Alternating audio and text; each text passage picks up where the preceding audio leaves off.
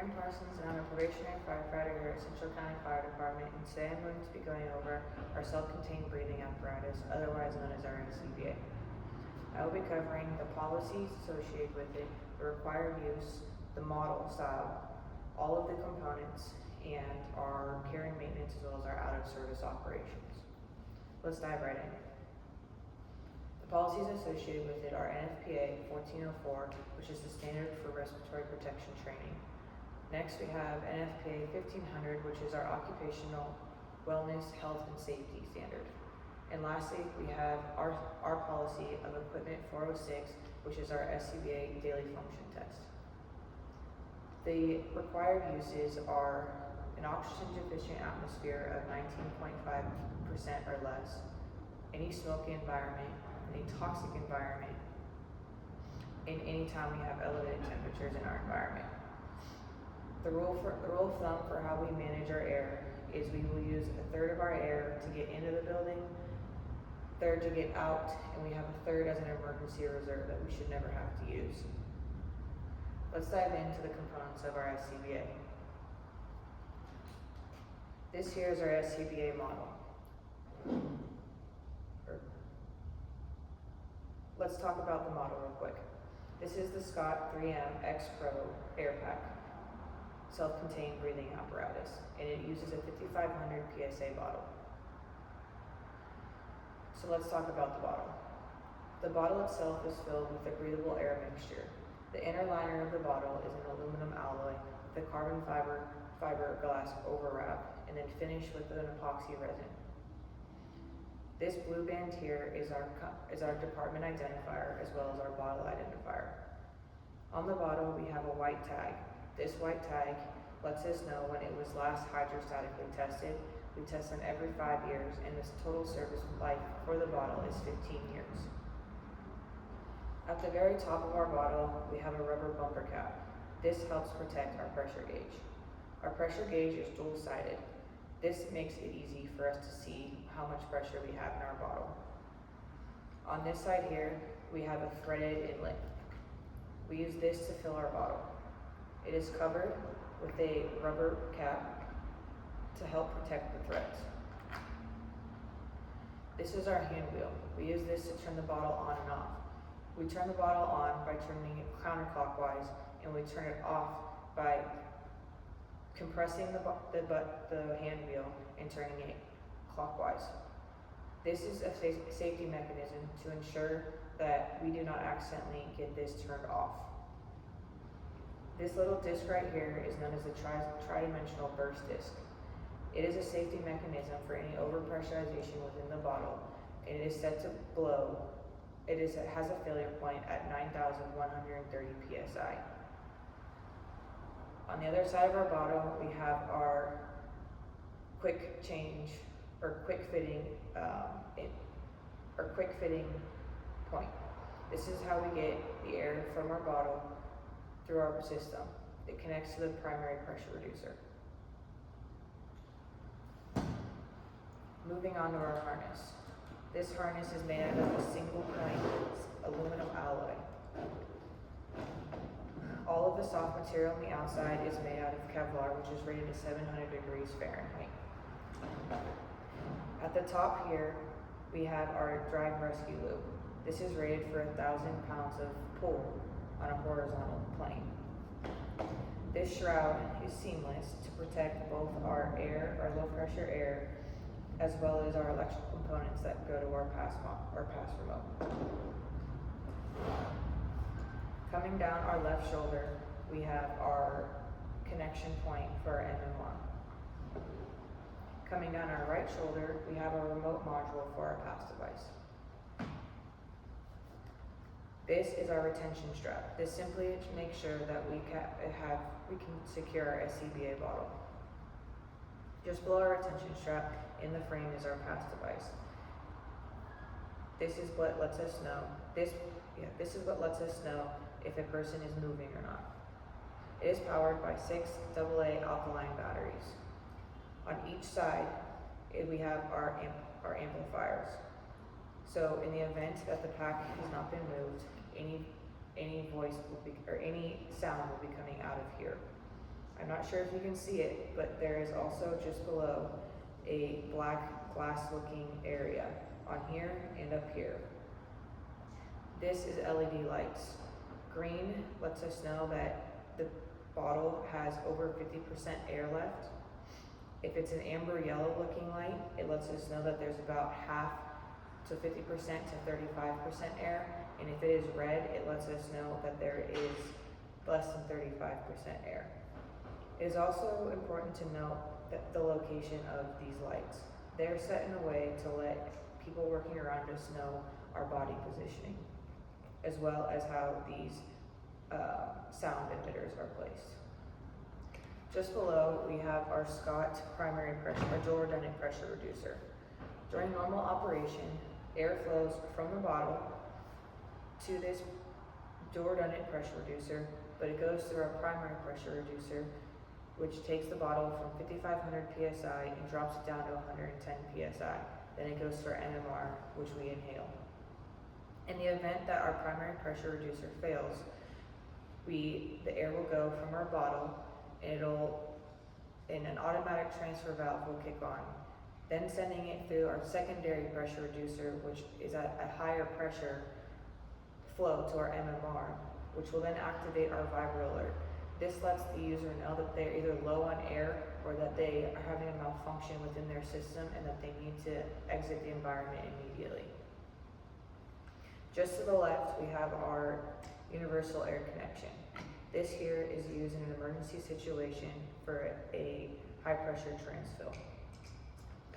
Just below our UAC is our Kunkel valve.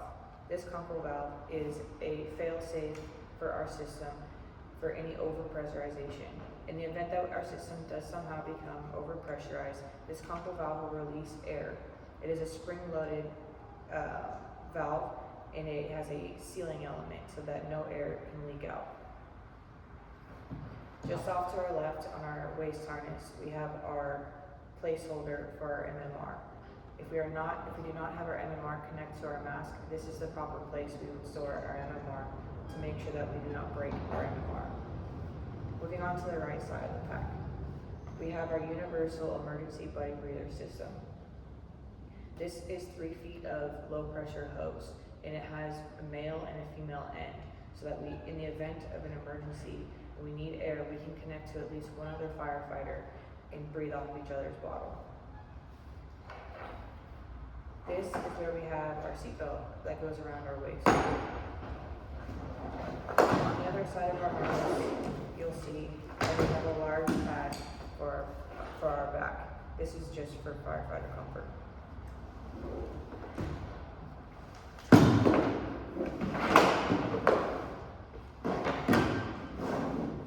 Moving on to our MMR. Our MMR is connected on our left shoulder. It has our air saver button on top, as well as our bypass device, which is the red knob. In addition to that, it also has our heads-up display, which I'll go into in just a minute. And lastly, it has a gasket to ensure that we have good seal when connected to our face piece. And our last component of our SCBA is our mask. Our mask model is an AB3000 mask. It is made with a polycarbonate lens that is abrasion resistant, impact resistant, and it is made that we can replace it. The rubber parts of our mask are made out of neoprene rubber. That is our nose cup and our face seal. And we have the mesh on the back of our mask is made out of Kevlar, which again is rated to 700 degrees. And there's 4 retention straps. Some models do come in 5. In addition to that, the sizes of our masks are small, medium, and large. So let's get to our daily function test. We need to do a daily function test when we come in at the beginning of our shift. When we first show up, we will do a visual inspection. When we look at our bottle, we want to make sure that there is no obvious deformities like dents or big scrapes or bulges. We want to make sure that our fittings aren't bent or cause any malfunction. and we want to make sure that the bottle is at 5,500 psi and no less than 5,300 psi per our policy. When we do a visual inspection of our harness, we want to make sure that there is no rips, cuts, tears, direct flame impingements, or anything that would overall ruin the capability of our harness. We also want to make sure that there is no cracks or any other deformities within our harness backing. Once we have done our visual inspection, we can place our bottle into our SCBA. You can see here on our dual redundant pressure reducer, when I pull these rings out, there are 2 orange rings. When I pull these out, or when I put my bottle in, I want to make sure that I see those rings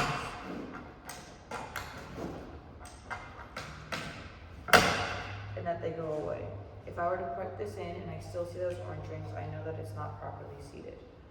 So once I attach my bottle to the dual redundant pressure reducer, I will also secure the retention strap and make sure that there is no wiggle play with my bottle. At this point, I'm going to go ahead and turn my bottle on. I should hear 3 chirps letting me know that my pass device is operable, and I should also hear my vibra alert go off. From here, I'm going to test my pass device. I'm not going to touch it. So from now and for the next 20 seconds, it will be in its sensing phase. The only way that I can turn, after 20 seconds, we'll go into pre-alarm. During pre-alarm, if I wanted to turn it off while wearing, there's 2 options. I can decompress the yellow button on our remote gauge, or I can simply move my lower back. But we're still going to go ahead and test all the way to 30 seconds. After 30 seconds, our system should go into full alarm. To turn off full alarm, I have to decompress the yellow button. So now that I know that if I were to go unconscious, my pass device works, I also need to make sure that I can turn on my pass device manually. I do that by decompressing the red button on my remote module. I turn it off again by decompressing the yellow button once. So now that I know that my pass device works, I can move on to making sure that the whole system flows and I can breathe properly. I will go ahead and put on my mask. I'm going to pull my straps tight enough to where it's comfortable, that I also have a good seal. At this point, I'm going to turn my bottle off just so I don't waste any air. I will attach my MMR to my mask and turn it left 1/4 turn, and I should hear a click. At this point, I can take a breath in and it'll activate the system. I'm going to be looking at my heads-up display and making sure that it matches to my remote module.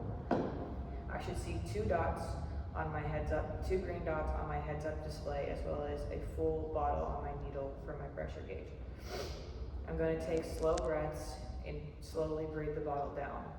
I should then see 1 green light, which lets me know that I have 1/2 to 3/4 of my bottle, which it should match on my remote module. And then I should go into a yellow light, which lets me know that I am between 1/2 and 1/3 of my bottle. And then once I get through that, I should see a red flashing light, and I should see my needle in the red on my remote module as well. And at this point, my vibra alert should be activated. Once my vibra alert's activated, I'm going to go ahead and turn on my bypass valve to make sure that I can get free flowing air in the event that I need it to. I will unclip my MMR and bleed the rest of my air off my system. And I'm going to go ahead and turn off my system by decompressing this yellow button twice. Next, I am going to check my battery. I do that by holding down the yellow button, and I should see a blue light followed by a green light. This lets me know that my batteries are operable.